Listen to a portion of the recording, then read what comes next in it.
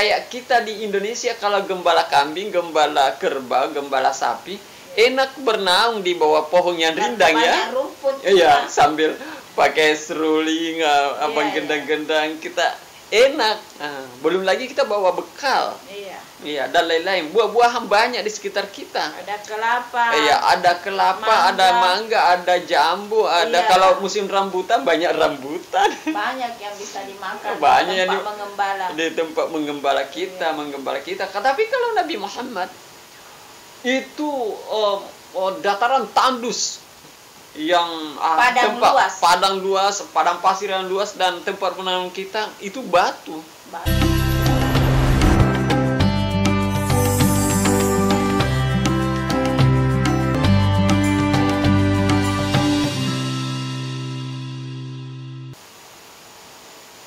Bismillahirrahmanirrahim. Assalamualaikum warahmatullahi wabarakatuh. Waalaikumsalam warahmatullahi wabarakatuh. Alhamdulillah, alhamdulillahirabbil alamin. Wassalatu wassalamu ala asyrafil anbiya'i wal mursalin wa ala alihi wa sahbihi ajma'in, amma ba'd. Puji syukur yang selalu kita panjatkan kepada Allah Subhanahu wa taala, karena dengan berkat rahmat hidayah yang insya Allah akan diberikan kepada kita semua, sehingga pada kesempatan ini kita dapat melanjutkan diskusi seputar Islam. Namun dalam kesempatan ini spesifik kita akan membahas sejarah lahirnya Nabi besar Muhammad Sallallahu Alaihi Wasallam. Dan sebelum kita mempersilakan pemateri yang sudah siap di tengah-tengah kita, saya kembali mengajak para pemirsa jangan lupa like and subscribe channel ini, AJEND CENEL, AJEN Channel. Dan untuk menginvestasikan waktu, kita langsung saja mempersilakan pemateri, dalam hal ini Bapak Dr. Sukardi MPDI. Disilakan. Terima kasih. Bismillahirrahmanirrahim. Assalamualaikum warahmatullahi wabarakatuh.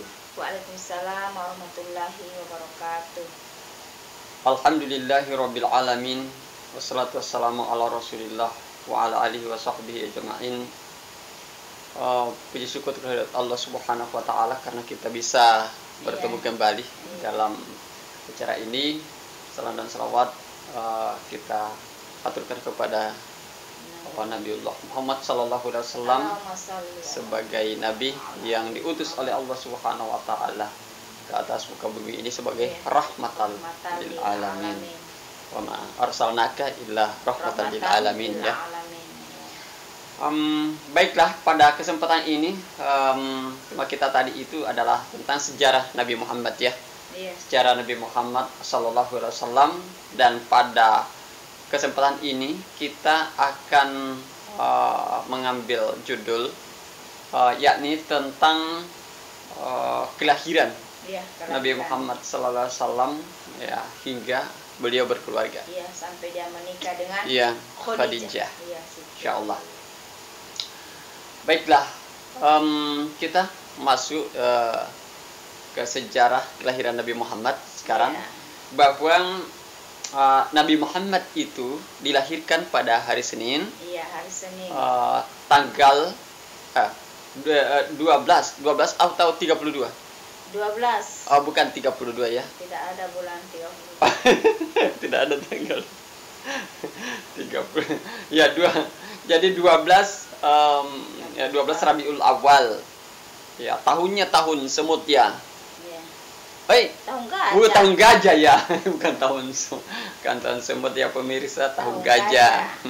Kalau di Indonesia ya biasanya banyak semut kalau musim-musim penghujan ya. Jadi tahun gajah. Ya. Jadi Nabi Muhammad SAW itu dilahirkan pada hari Senin tanggal 12 Rabiul Awal, tahun gajah. Kenapa disebut dengan tahun gajah? Ya karena banyak gajah ya. Ya, di Indonesia juga banyak gajah, tapi pada saat itu ada peristiwa tertentu ya. Disebut tahun gajah kenapa? Iya. Disebut tahun gajah itu karena pada saat itu Ka'bah itu diserang oleh tentara bergajah yang dipimpin oleh Raja Abraha. Ya, namanya Raja Abraha. Ya, mereka hendak menghancurkan Ka'bah itu ya karena dianggap dia memiliki daya tarik tersendiri yang selalu menyaingi dengan memang memiliki daya tarik. Iya, menyaingi dengan wilayah lain pengaruhnya. Ya, boleh jadi salah satunya seperti itu tujuannya. Yang jelas mereka ingin menghancurkan Ka'bah. Tapi karena Allah berkehendak lain, maka terjadilah tarmihim bihijaratin min sijil. Iya. Ada burung ya, babil, yaitu yang melempari tentara bergajah, sehingga gajahnya itu hancur berantakan, ya seperti daunan yang dimakan ulat.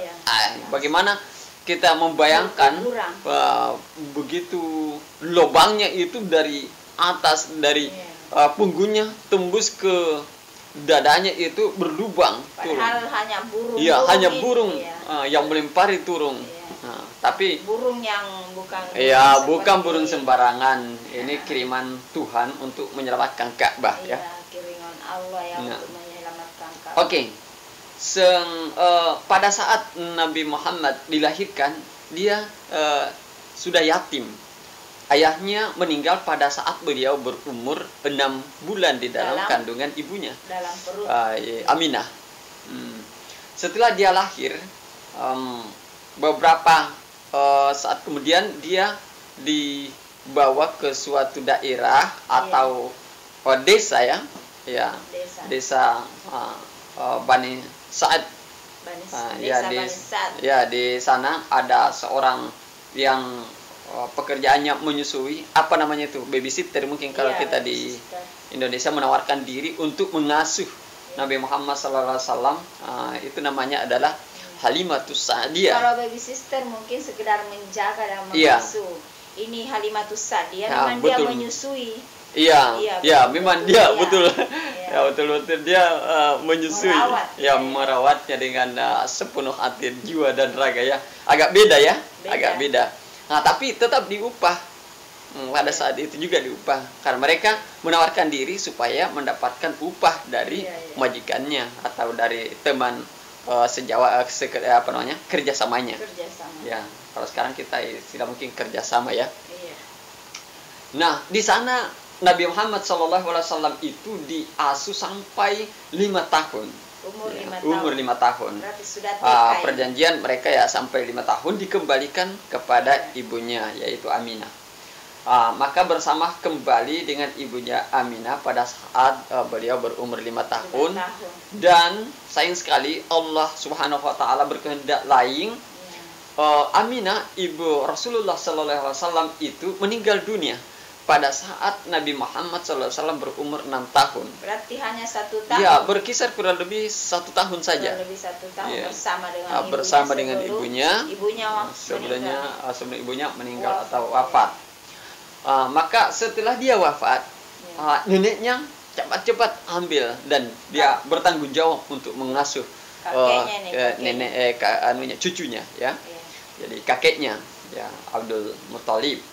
Jadi Abdul Muthalib mengasuh cucunya ini dengan penuh kasih sayang. Bayangkan aja kalau kita pergi di kampung ya.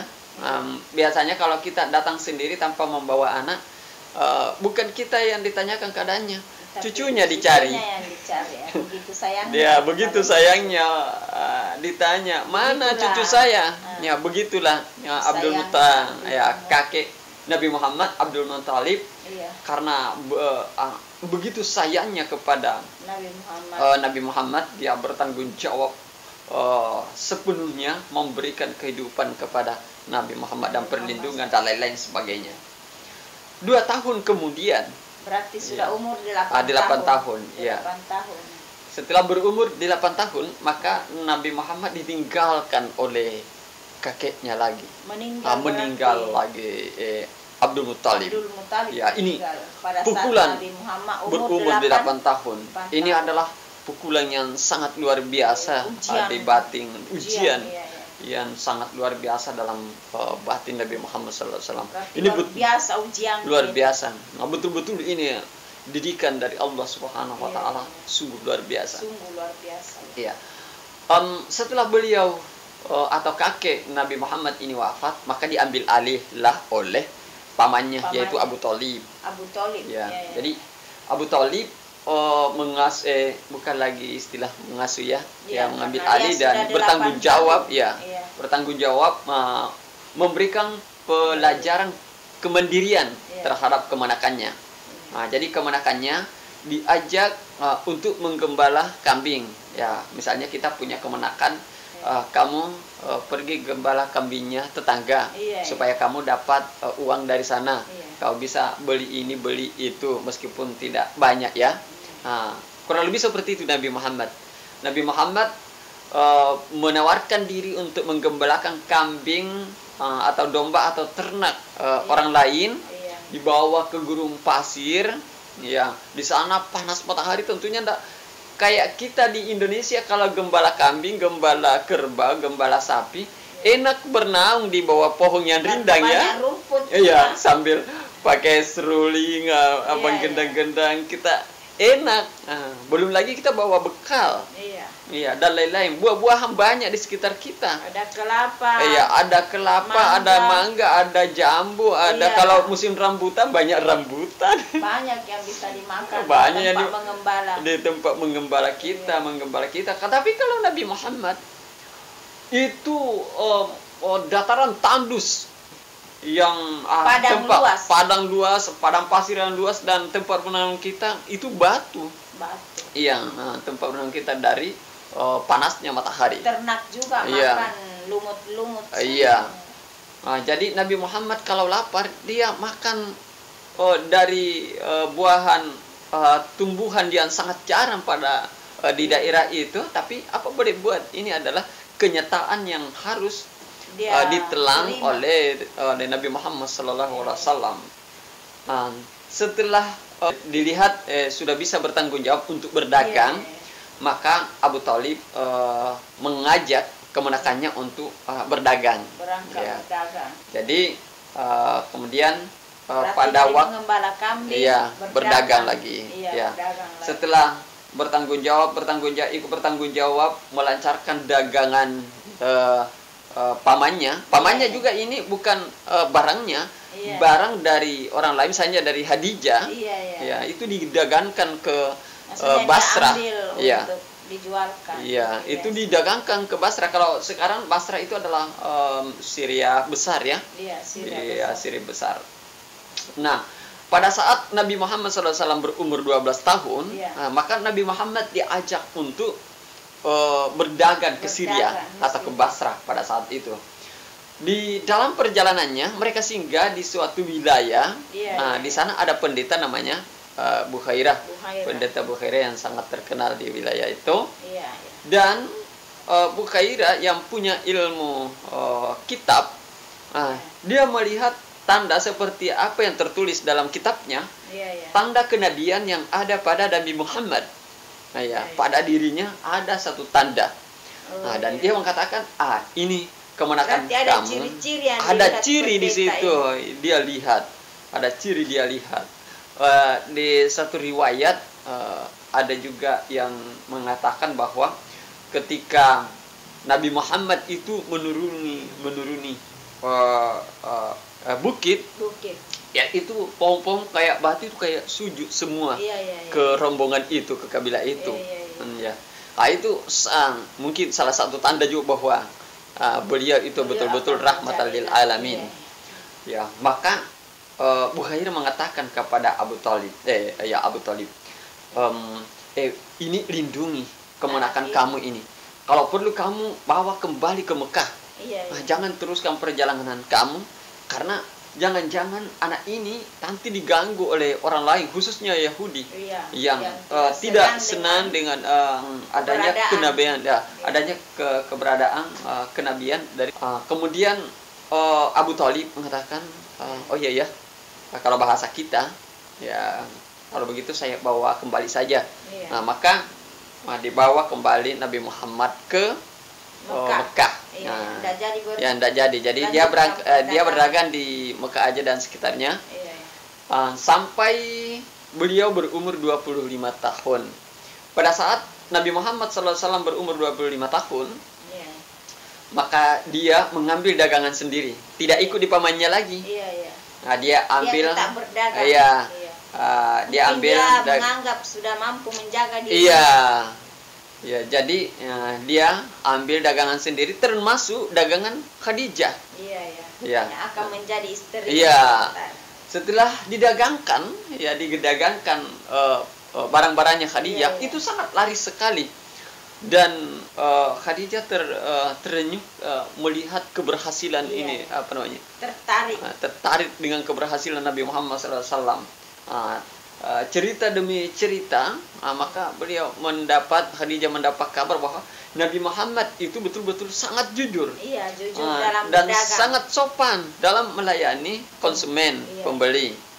Dan lain-lain karakter yang sangat luar biasa ditunjukkan Iya. pada saat berdagang dan orang tertarik.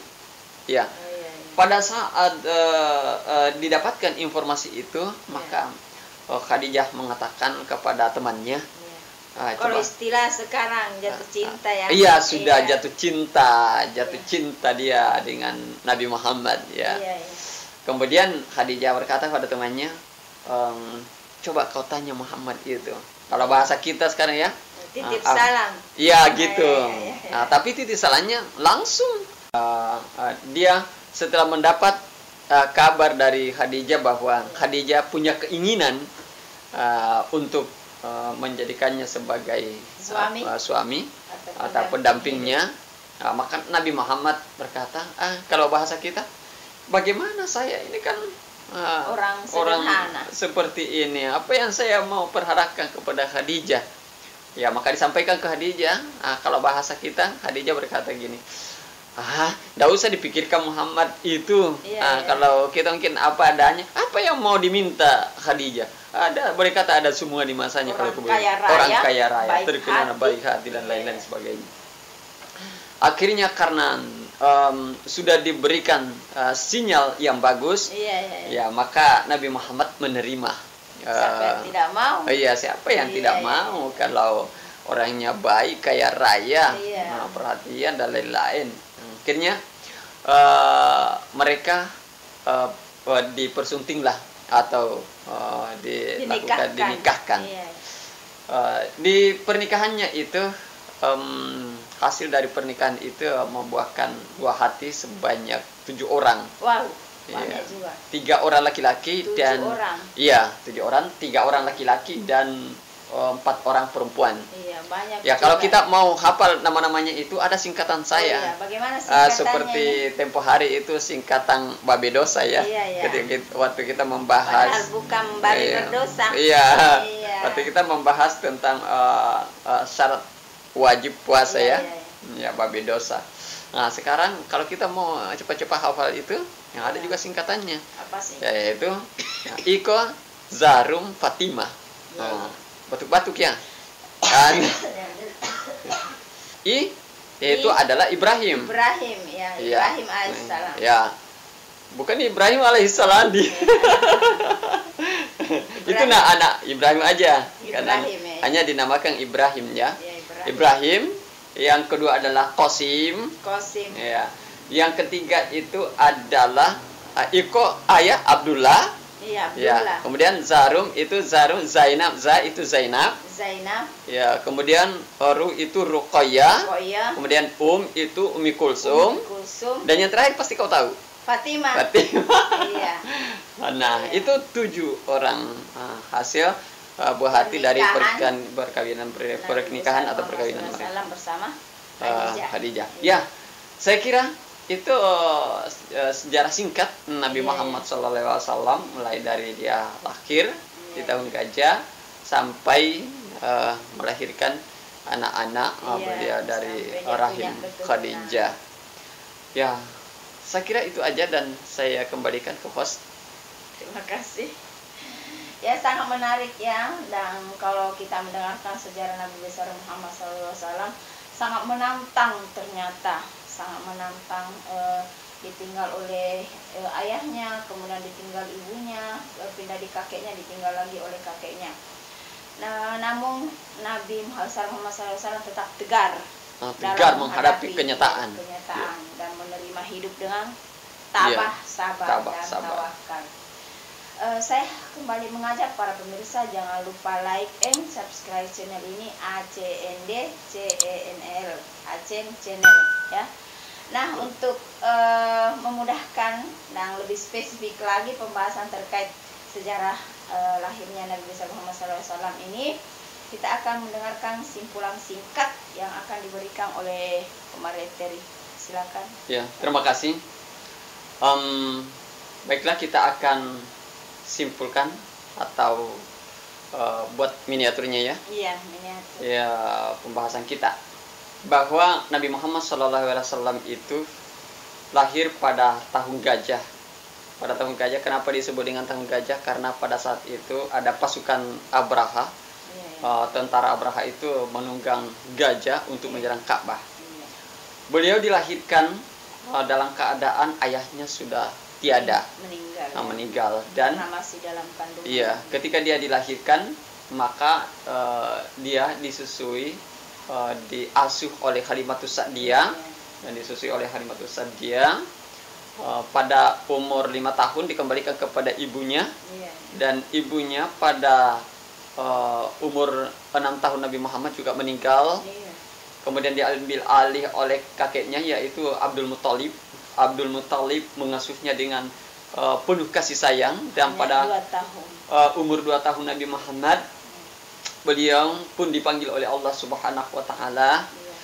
Kemudian diambil alih oleh pamannya yaitu Abu Thalib, dan Abu Thalib mengasuhnya atau mendidiknya, melatihnya untuk mandiri sampai mulai dari remaja sampai berkata dewasa ya, dididik, dan pada saat berumur 12 tahun ya, beliau diajak untuk berdagang ke Syria besar atau Basrah pada saat itu.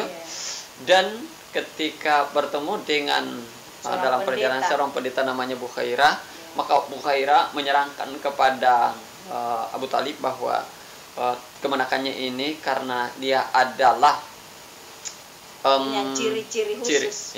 Punya ciri-ciri khusus bahwa dia adalah khusus, nabi, akan menjadi nabi di kemudian hari, maka disuruh lindungi oleh pamannya, sehingga disuruh bawa ke Mekah kembali supaya tidak diganggu oleh orang lain yang tidak senang dengan keadaannya. Kemudian ketika Nabi Muhammad berumur 25 tahun, maka beliau berdagang sendiri, mengambil dagangan orang lain, didagangkan sendiri, dan dalam perdagangannya itu berhasil dengan gemilang. Nah, dan dengan keberhasilannya itu maka jatuh cintalah seorang janda kaya raya pada waktu itu, namanya Siti Khadijah. Dan karena tertarik kepada keberhasilan Nabi Muhammad dan akhlak Nabi Muhammad, maka kalau bahasa kita, dia melamar Nabi Muhammad. Ya, setelah pernikahan mereka maka dikaruniai 7 orang anak. Ya, itu nama-namanya itu kalau kita mau hafal, mudah mengingatnya, maka kita singkat menjadi Iko, Zarum, Fatimah. Ibrahim, Qasim, Abdullah, Ruqayyah, Ummu Kulsum, Fatimah, Zainab, Fatimah. Fatimah yang ke-7. Ada yang terlupa tadi, atau saya ingat itu atau saya lupa tadi. Nabi Muhammad itu bertepatan dilahirkannya 12 Rabiul Awal, Senin 12 Rabiul Awal itu bertepatan dengan tanggal ini yang dilupa, tanggal 20 April tahun Masehi, tahun 571 Masehi. Itu yang terlupa tadi. Saya ingat-ingat karena kita terlalu panjang membahas di tahun gajahnya itu ya. Pasti 12 Rabiul Awal. Hari Senin 12 Rabiul Awal bertepatan dengan tanggal 20 April 571 Masehi.